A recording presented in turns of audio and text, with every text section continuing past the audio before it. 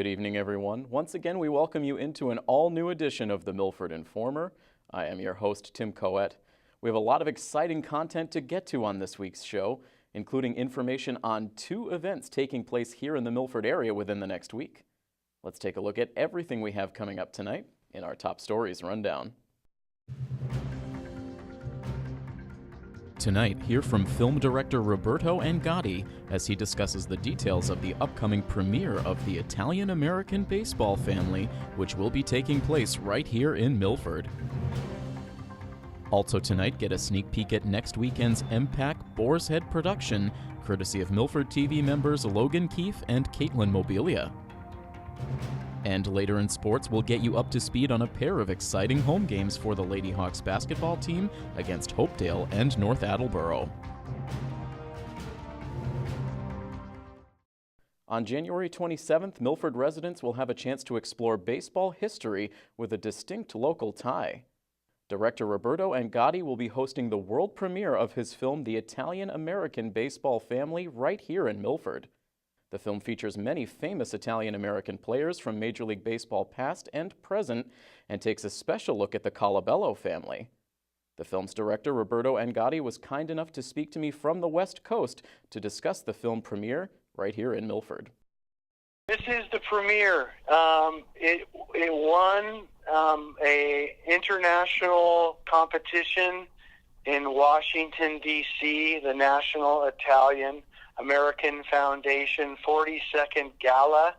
The Russo brothers, famous for their work on the Avengers and the Marvel series,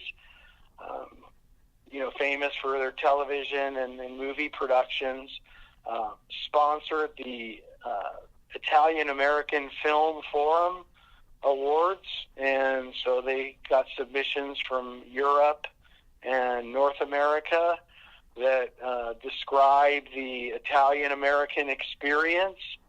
It's a culmination of my experiences traveling with Team Italy in the 2013 WBC, at which time I met hitting coach Mike Piazza, who basically gave me the biggest compliment of my life when there were a bunch of international reporters on the field before the WBC exhibition game against the Angels in Tempe, when he deflected a bunch of reporters toward me and said, "Don't ask me, ask Roberto.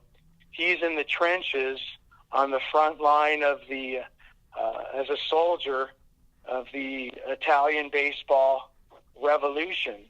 So I had a slew of reporters come ask me questions about the Team Italy roster and coaching staff and the like.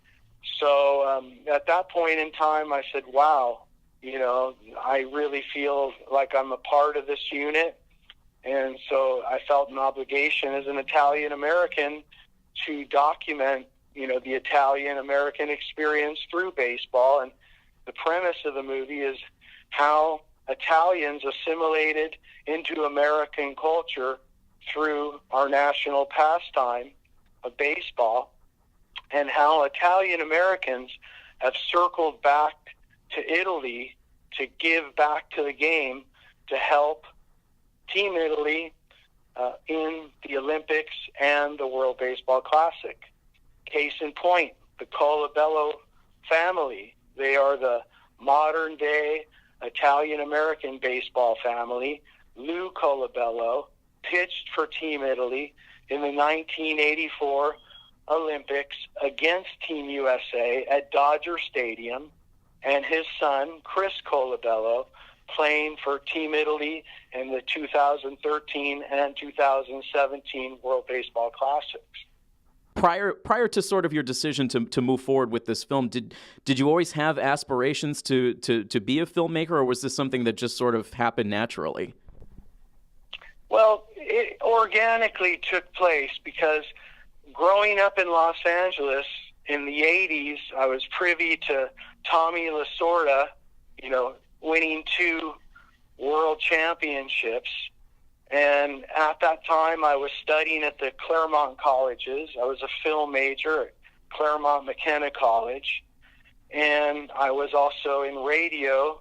I began at age 17 on the air at KSPC in Claremont, which had a 50 square mile radius. We weren't just broadcasting for on-campus purposes. We actually had an audience. And so I was doing play-by-play for the Pomona Pitzer Sagehen baseball team while I was program director of this new music radio station. And within 2 years, I was hired at KNAC in Long Beach, and then later at K-Rock in Los Angeles.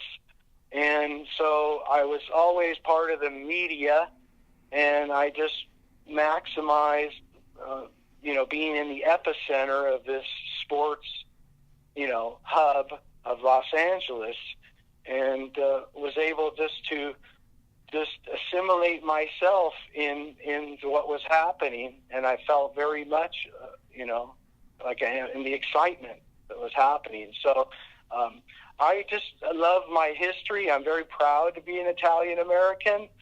So through my love of music and pop culture and my history and roots in Italy, it just kind of all came together because I've been writing on this movement since 2012. I've had a MLB.com fan website. It's a top 10 MLB fan website, MLBforlife.com. So as a result of my efforts, I was picked up by Federazione Italiana Baseball Softball, FIPS. I am the English editor for the Italian Baseball and Softball Federation, FIBS.IT/EN, so people can catch up on all the day-to-day activity. So I feel blessed to have this opportunity, and Chris Colabello has just been such a gentleman through the whole process. He's always given me time, and I told him that when this movie was going to see the light of day, that I'd be coming to his hometown to make the world premiere to honor his great contributions to the game internationally, and also recognizing his father for all that he's done. So it couldn't, be better, fate just revealed here. It's all happening in Milford. So I'm totally elated and excited. Again, the film is called The Italian-American Baseball Family. We're so pleased to be speaking with the director of the film, Roberto Angotti. The premiere here in Milford will be taking place on Saturday, January 27th at the Milford High School Auditorium. It'll get started at 4 o'clock. You'll have the premiere of the film and then also a post-film Q&A session with the director, Roberto Angotti, along with Lou and Chris Colabello. So that should be fun to be able to answer some questions from the audience after the film. Yes, it'll be great. And we also have a silent auction taking place, and we will be raising funds for the Colabello Family Scholarship. There'll be some memorabilia, some signed things from Jose Bautista, Troy Tulowitzki, Terry Francona, Ron Gronkowski, Rich Gedman, Tim Wakefield, as well as Chris Colabello. So we welcome everyone. It's a free, family-friendly event. You'll have a chance to see some of your favorite Italian-American icons, whether it be Tommy Lasorda, Frank Viola, Nick Punto, Francisco Cervelli, Chris Colabello, Brandon Nimmo, Gavin Cecchini, and also Professor Larry Baldassaro, who is one of the premier authorities on Italian-American baseball. He's the author of Beyond DiMaggio, Italian Americans in Baseball. He's also featured in the film. We did a lot of different occasions, including the National Italian American Sports Hall of Fame in Chicago, and Piazza DiMaggio, also in Chicago, and also some ballparks. There's some clips of Chris Colabello and Gavin Cecchini in action So it's really a real great opportunity for everyone to come together to embrace their heritage. If you're a lover of baseball or history or culture, it tells a story, and it goes back in time to the Tony Lazzari and Joe DiMaggio days all the way to present day. So we really look forward to see everyone in the place at Milford High School Auditorium. Well, we really can't wait. It's such a fascinating film, and for a community here in Milford that is so passionate about baseball, I know this is something that's going to be tremendously appreciated by everyone here in the community. So we really look forward to it. We look forward to the event happening on Saturday, January 27th. And Roberto Angotti, director of the film, thank you so much for joining us. Thank you. Pleasure. Baseball is America, and we had a lot of good Italian players. The Italian-American baseball family is the story of how Italian-Americans assimilated into popular culture through America's favorite pastime, baseball. He said that we were the foreigners, and the only connection was the baseball game. Baseball, he said, was America. We'll take this journey together through baseball history. Our friends over at the Milford Performing Arts Center are preparing to hold their annual Boars Head Festival next weekend. Milford TV members Caitlin Mobilia and Logan Keefe recently made their way over to one of MPAC's rehearsals to get a special sneak peek at this year's Boars Head production.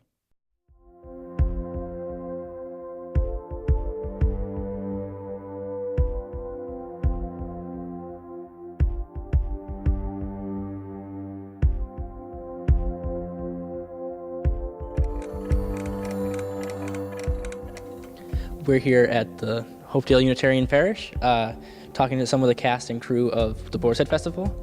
Right now I'm with Hannah McCandless, who is a part of this production in some way. What is your job in this production? I co-wrote it. Nice. Are you also a cast member in this? I am not. Nah. Awesome. So tell us about the show. So basically the premise of the show is we have modern day Germany with two families there's a son and a daughter, and they have an arranged marriage, but they don't want to get married. Well, because of this, there's a giant storm, and we are introduced with members from the past. We have Lady Magna Ulrich, who is an ancestor of their family. We have the Arnaldi family, who are from Austria, and we have a couple of others. We've got the British Tea family. They're a lot of fun. And we've got an interesting batch of characters this year. And it's all about how the parents learn to let go of their children and the kids find love with who they want. I'll do my best to please you all. See, Georgiana's here and swears she will come in. And if she does, I know she'll pierce my skin. But if you will not believe what I do say, let Mother Christmas come in. Clear the way. Hi, we're talking to the director of the Boars Head Festival, Jade Ansel. Jade, so tell us about this production and how it's been to work on it. Well, Boars Head is a recurring winter show that we do every year. This year we've added a bit of a modern twist to it, so it's been a lot of fun having everyone practice, whether from the past, whether from the present, how they sort of all mingle together. That's awesome. And tell us about what you can expect if you come to this production. You can expect a lot of familiar Boars Head Christmas carols from those who come to see the show every year. There are little songs that we do all the time that are very traditional and old. We also have some newer songs. We have a song from the Lord of the Rings musical. We have a sort of modern twist on a very old murder ballad this year, so there's a lot of new and old in it. We're here with Carol Devendorf, the musical director of the Boars Head Festival. Hi, how are you? Good. So just tell me about the music in the show. What's your favorite song? Oh, interesting question. My favorite song is a song that most of the cast is kind of iffy about, called The Cat and the Moon. And it sounds very old, but it's actually from the musical The Lord of the Rings. And it's just really peppy and lively, a lot of opportunity for solos and dancing, and we get people out of the audience to come and dance with the cast. I just love it. It's great. That's awesome. Could you tell us what the show is about, the main plot line? It's time travel. So people are having a party, a Renaissance party, for two purposes. To do that, and all the guests they've invited are supposed to be in character and have developed characters from the past, and also to announce the engagement of the son and the daughter of these two families that are having the party. And then there's a horrible storm, and they're afraid a lot of people won't be able to come, and people are appearing for their party, and they're all in character, and each family thinks the other family invited them because nobody really recognizes them because they're from the past. And then it all gets nicely resolved. That's awesome. Are you in the show at all? Yes, I am. I play Magda Ulrich, the matriarch of the Ulrich family, and she's a little crazy. That's awesome. Thank you for talking with us. Thank you.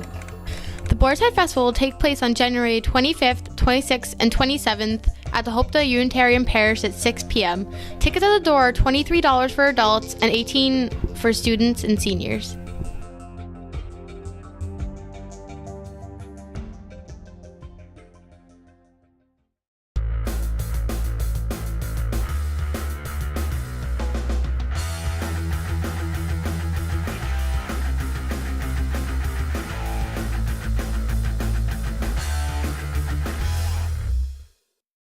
This week featured a very full slate of varsity basketball action in the Milford gym. It all started this past Monday with the girls team kicking off the first of back-to-back home games. Night 1 featured a matchup with neighboring non-conference rival Hopedale. Let's take a look at the highlights. The Lady Hawks saw their 5-game winning streak come to an abrupt end last Friday night at the hands of the first-place Foxborough Lady Warriors. The girls hope to start a new streak on Monday night with a Martin Luther King Day matchup against the Hopedale Lady Blue Raiders. Milford has overwhelmed Hopedale in recent matchups, and their offense wasted no time setting a similar tone to this game. As active hands from Emily Pierre-Gustavo leads to the turnover. Quick pass ahead to Kate Irwin, and Kate gets the layup. Now it's Irwin trying to muscle up against Megan Holt. Pierre-Gustavo takes over. She cuts to the basket and gets two. Milford right now just a turnover machine through this opening quarter. Kate Irwin lets it fly from three-point range. It's good for Kate, and it's good for Milford overall so far in this first quarter on a 13-0 run. Milford would absolutely own the first 4 minutes of play. Hopedale would finally break through on the scoreboard with a single made free throw with 3 minutes and 58 seconds to go. Hopedale would end up making it a mini run of their own, capped off by this deep three from Rachel Swanson to cut the Milford lead back down to 8. But Milford would put their foot down on the gas pedal once more to close out the first quarter, scoring 8 unanswered points. It was one of the most explosive quarters of the season so far for the Lady Hawks, as they opened up an early 21-5 lead. After free throws further increased the Milford lead, Hopedale's Julia English would bank home her team's second three-pointer of the half, but the Lady Raiders defense would continue to have no answer on the defensive side of the floor. Milford would build up a 21-point lead before Coach Dolliver decided to give one of his talented underclassmen a taste of varsity action. 5'2" sophomore guard. She's shown a lot of skill in the JV games we've witnessed. Now tracking down the loose ball, gets the turnover, dishes a pass right on the money to Emily Pierre-Gustavo. Out of the hands of Jim Betty. And now up the floor to Renault. She releases the shot, counted for 3 for Renault. Isabella Renault would collect 4 of Milford's 16 second quarter points, one of 7 different players to find the score sheet in the half, as Milford would expand their lead to 37-10 at halftime. We'd see more good work from the Lady Hawks offensively in the second half. Here it's just Tommaso with a long outlet pass ahead to Irwin, and Kate's quick release would net 2 more Milford points. Later in the third, it was Tommaso finding Irwin again, this time from beyond the arc, and Kate would drain the shot. Irwin would score 7 of her game-high 17 points in the third quarter. After a rare stretch of scoreless basketball over the next several minutes, a pair of free throws from Kate, followed by this runner in the lane by Pierre-Gustavo, would cap off a 13-3 run through the third quarter for the Lady Hawks. With a 37-point lead heading into the final quarter, Coach Dolliver would give more of his young players an opportunity to see the floor. Freshman Carly Ferreira would capitalize on the playing time, collecting the bucket that would give Milford their largest lead of the night. Down to the final minute of a lower scoring quarter for the Lady Hawks, it would be sophomore Jada Wilson who would cap off the night with a beautiful cut to the basket. Milford would receive contributions from up and down their roster all night long, as they would go on to take this game from Hopedale by a final score of 59-26. The girls were hoping there would still be some offense left to spare on their home floor the very next night as they jumped back into division competition versus the North Attleboro Lady Rocketeers. Let's go right back to the highlights. It was right back to work just 24 hours later for the girls as they finished off their back-to-backs with a divisional showdown against North Attleboro. It's been a different-looking season so far for the Lady Rocketeers, coming in with just a single victory through their first 8 games, but they've continued to battle hard night in and night out, so Milford could ill afford to take this game lightly. The game plan recently for the Lady Hawks has been to activate Emily Pierre-Gustavo early, and that would be the case once again on this night, with the senior captain dropping in the outside shot to put 3 quick points on the scoreboard. It would remain a one-possession Milford lead 3 minutes in, when a series of passes for North would free up Emily Haskell from beyond the arc, and Haskell would connect to push the Rocketeers in front. Later in the first, Milford would use their quick transition offense to their advantage, pushing ahead to Kate Irwin, who pulls up from just beyond the three-point line and drops it in to put Milford up by 4. Milford would close out the opening quarter, maintaining a 2-possession lead. It would be a 17-11 score heading into the second quarter, but after a strong offensive start, Milford's offense would go cold through much of the second quarter. That would allow North Attleboro to go on a 7-0 run, capped off by this 3-pointer from Julia Fide that would tip the lead back into the Rocketeers' favor. Finally, with just under 3 minutes to go in the half, Emily Pierre-Gustavo would fight to the basket, getting the shot and the foul.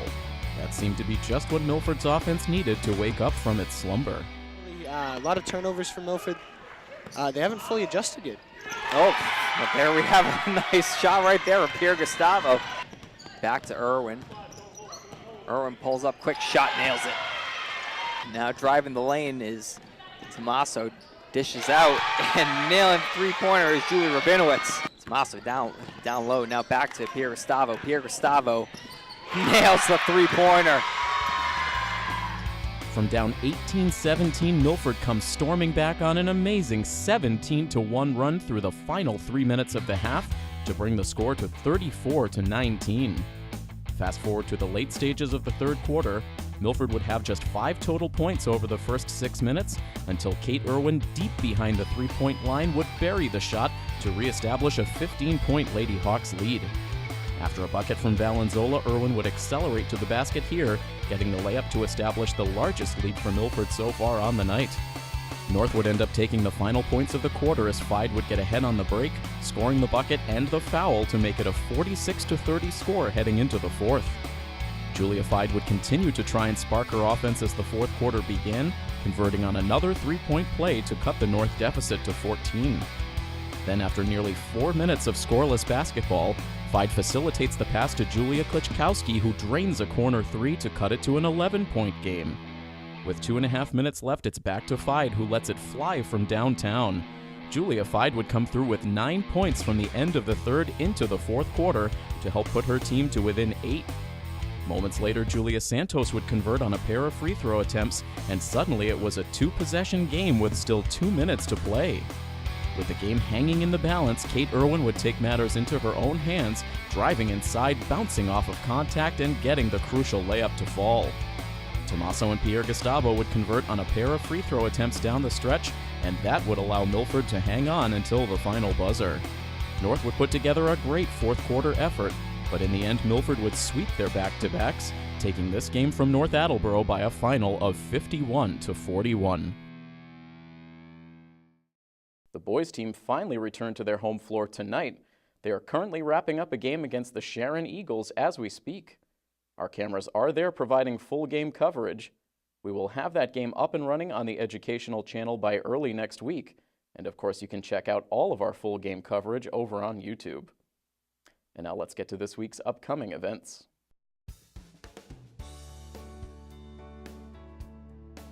Here's a reminder that in conjunction with the film premiere of the Italian-American Baseball Family, the Colabello family is launching a brand new scholarship program to benefit Milford students. The new Colabello Family Scholarship will be awarded annually to a Milford High graduate. To raise money, a silent auction is being held with all the proceeds going towards the scholarship. There are tons of exciting items up for bids, including Red Sox tickets and sports memorabilia signed by Major League players, and also a football signed by New England Patriots great Rob Gronkowski. The silent auction will begin at noon on Saturday, January 20th, and will run until February 3rd. To find out more information, including the link to the silent auction website, log on to milfordpublicschools.com. And here's an early heads up that next month Milford TV will be hosting a major milestone event. Join us on February 17th as we hold our Milford TV Studio B grand opening and open house party. Our brand new expanded facility and new studio will be on full display during an afternoon and evening full of fun and entertainment. We will have an official ribbon cutting ceremony, followed by free food, demonstrations in our new Homefield Credit Union Studio B, and we will also have some great live musical performances throughout the day, courtesy of Julia James, the Blackstone Valley String Quartet, Bad Marriage, and Mick Lawless. The Milford TV Studio B grand opening and open house party is taking place on Saturday, February 17th, here at our studios at 138 South Main Street from 4 p.m. to 9 p.m.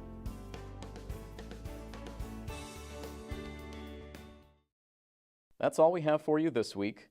Once again, we want to remind you that if anyone in the community has an idea for a news story, or you know of an upcoming event that you'd like to see us cover, we encourage you to get in touch with the studio. You can contact me directly through the email address news@milfordtv.net. We hope to have you back with us again next week. Until then, from all of us here at Milford TV, this is Tim Coet saying have a great week. So long, everybody.